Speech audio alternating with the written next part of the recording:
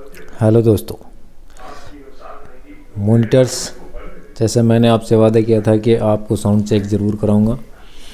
Monitors ready हो चुके हैं। JBL और ये भी JBL।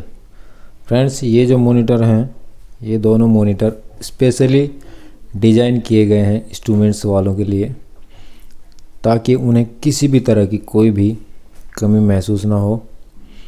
और JBL तो खुद अपने आप में एक जान पहचान और शान है साउंड सिस्टम की।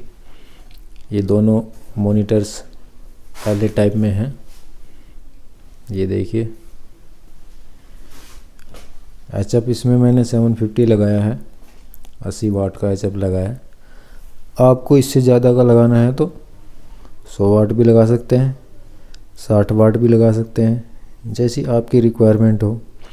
मगर इस स्पीकर की खासियत ये है कि इसमें मिड और लो मिड बहुत ही क्लियर आता है, बिल्कुल क्लियर एकदम।